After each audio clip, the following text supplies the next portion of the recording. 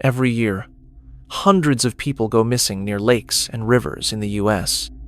Most of the time in remote places with no cameras, no witnesses, not even cell service.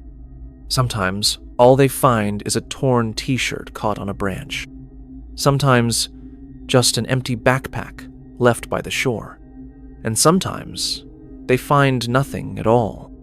We like to think the water is safe, that it's a place for rest, quiet, solitude.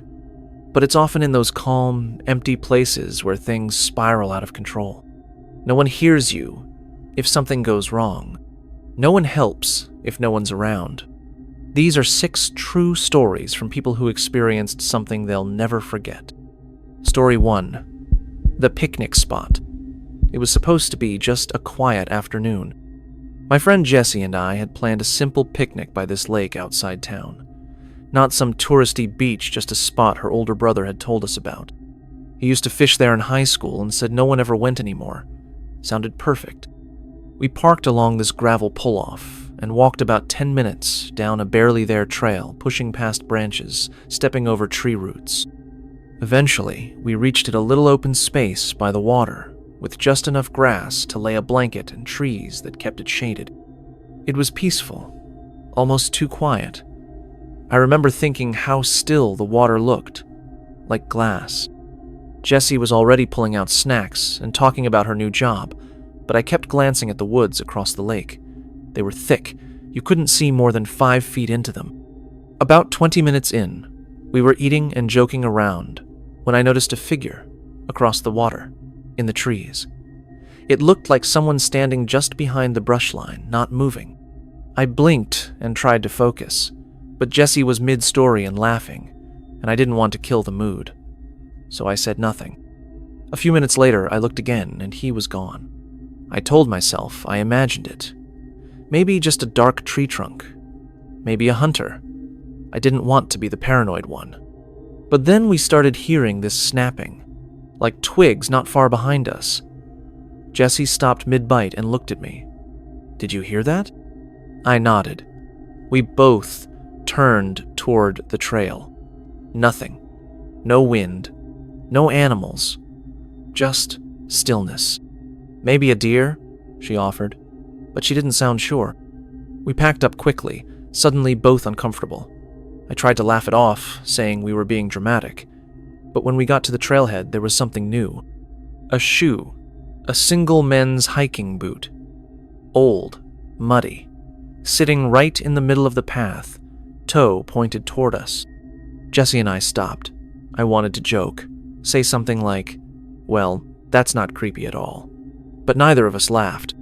"Let's go," Jessie said flatly. We moved faster now, not quite running, but not strolling either.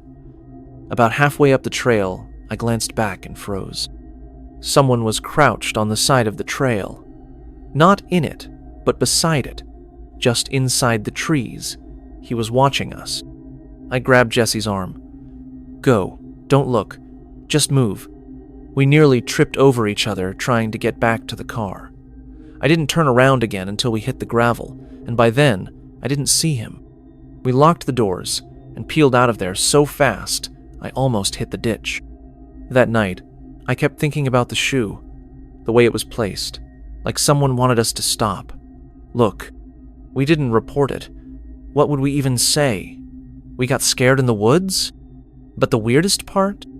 A week later, I was scrolling through a local crime Facebook group and saw a post. "Has anyone seen my brother? He went hiking last Saturday near Lone Lake." The post had a photo. He was wearing boots. The same kind I saw on the trail. Story 2. The canoe that wasn't ours. My cousin Mark and I used to rent a little cabin every summer near a quiet forest lake in Minnesota. It was one of those barely touched places, no cell service, no boats with motors, just loons calling in the morning and campfires at night. We loved it for the silence. Last summer, we went a bit earlier in the season, late May. It was colder than we expected, and there were barely any other cabins occupied. Perfect, we thought. On the second evening, we decided to take the canoe out around dusk. The lake was calm, completely still. It was almost too quiet, the way everything echoed. We paddled around the far edge where the trees grew lower over the water. As we turned to head back, I saw something that made me stop. Another canoe, just floating. No one in it. It was maybe 100 feet away, near the reeds. "Did someone leave that out here?" I asked Mark. "There's no one else staying at the cabins," he said. "We haven't seen anyone all day." We drifted a bit closer. The canoe was old wooden, with peeling green paint. It looked waterlogged. I half expected it to sink. "Maybe it got loose," Mark said, but he didn't sound convinced. As we got within 30 feet, something bumped against our canoe. A paddle, floating on its own. We both froze.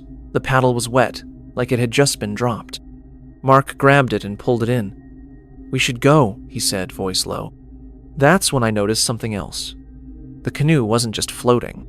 It was slowly turning, like someone had nudged it, but there was no wind.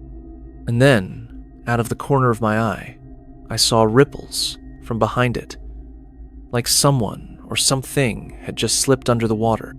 "We're leaving," Mark said, and started paddling fast. I turned once more to look, and the empty canoe was drifting toward where we had just been. We got back to shore in near silence. The trees suddenly didn't feel so still anymore. There were sounds in the woods, soft crunches, not close, but not far either. That night, we pulled the canoe all the way up past the tree line and tied it. We didn't speak much.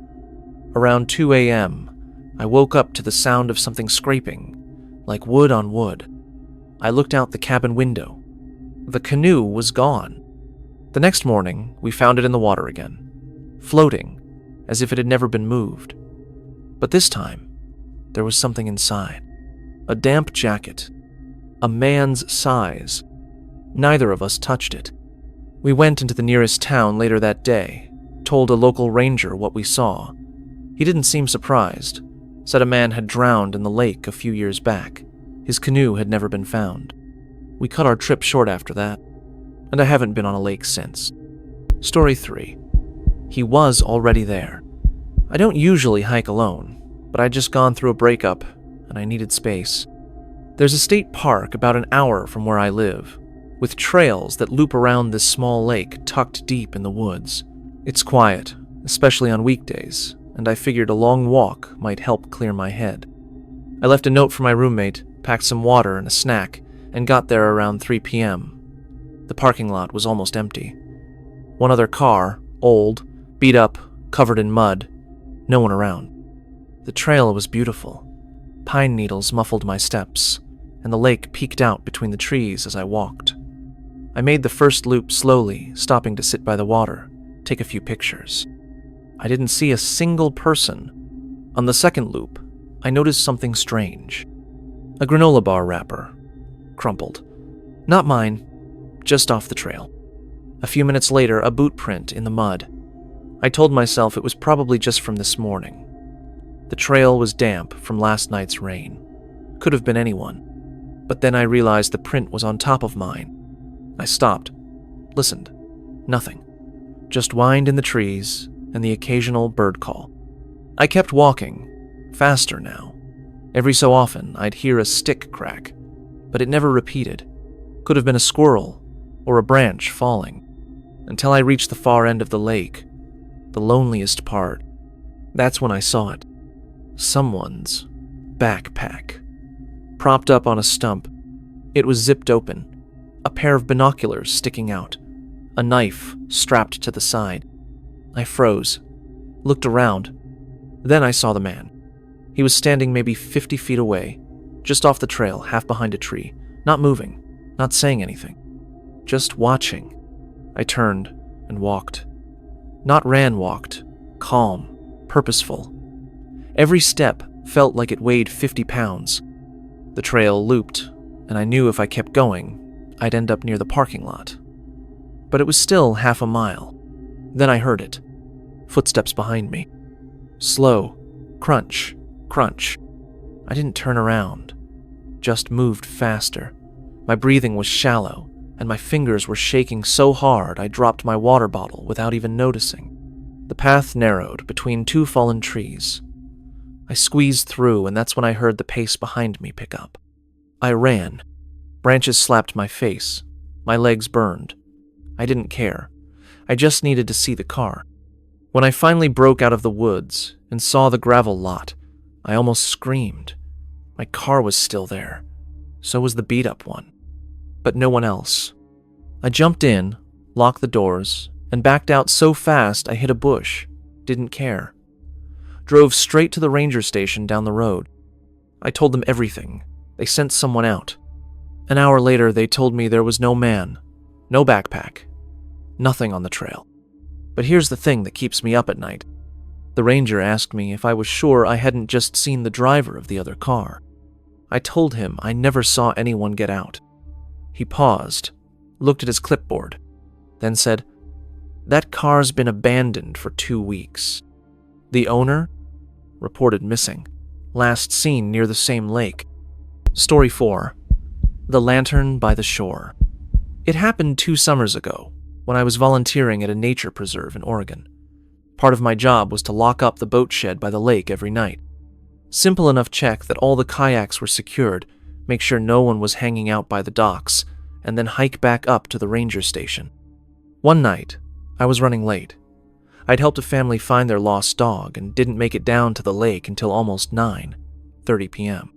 It was late June, so there was still some light, but shadows were already pooling under the trees. As I walked down the gravel trail, I noticed something weird. A light flickering by the shoreline. Not a flashlight, not a phone. A lantern. Old-fashioned, glowing orange, swaying just slightly like someone was holding it. I stopped. Looked around. No noise. Just frogs and the wind. "Hello?" I called out. No answer. I walked slowly, deliberately toward the light. But when I reached the clearing near the dock, it was gone. I stood there for a long moment, unsure. Maybe I imagined it. Maybe someone turned it off.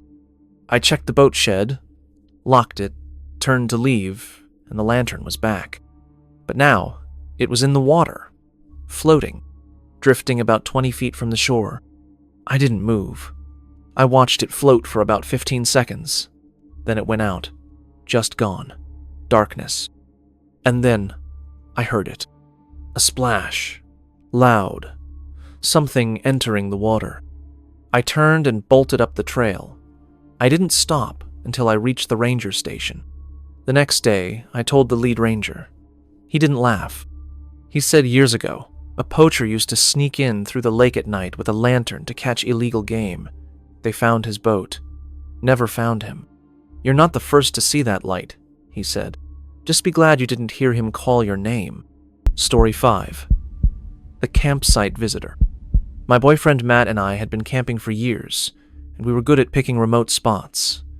Not just the designated campsites, we liked the real backwoods. Hike in, no cell signal, no people. Just us, a fire, and the forest. Last fall, we chose a lake up in the Adirondacks. No official trails led there. We found it on an old topo map. It took 4 hours to hike in. We were alone. The first night was perfect. Crisp air, stars, and the quiet lapping of the lake. Around midnight, we were still up, sitting by the fire when we heard it. Leaves crunching from the other side of the lake. We froze. Then a voice. "Hey there." Soft. Friendly even. But wrong. It echoed over the water. We said nothing. Didn't move. A few seconds later again. "Mind if I join you?" No flashlight. No steps. Just the voice. Matt grabbed his headlamp and swept the opposite shore. Nothing. "It's just some other hiker messing around," I whispered. But we knew that made no sense. The terrain on that side was nearly vertical.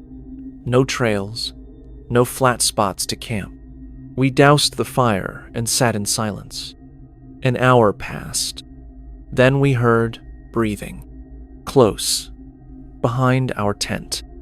We didn't unzip it. Didn't check. Just held each other and waited. The next morning, we found boot prints in the pine needles. Big ones. Leading from the woods to the back of our tent and back again. But the strangest part? Only one set. Coming in. Nothing going out. Story 6. Maple's warning. I live in a quiet little town, the kind where everyone knows everyone, and nothing ever really happens. I work from home, so my only real routine is taking my dog, Maple, for a walk each evening before dark. There's a small reservoir near our neighborhood. A paved path loops around the water, with a few benches and one old footbridge crossing the narrow end. We've walked it 100 times.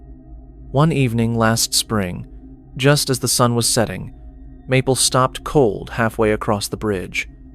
She stared at the woods ahead, tail low, muscles tense. I didn't see anything at first, just trees, but then I noticed it. A man, standing still, too still. He was just inside the tree line, half-shadowed, wearing dark clothes and a hood. He wasn't walking, just watching. I tried tugging Maple forward, but she wouldn't move. Started growling, a low, steady rumble I'd never heard from her before. I turned around. We took the long way home, but halfway through the detour, I glanced back. He was behind us.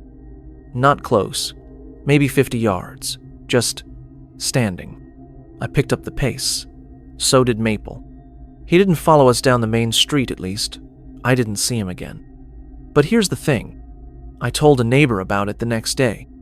She looked pale and said something strange. "You're sure it was a man?" "Yeah," I said. "Why?"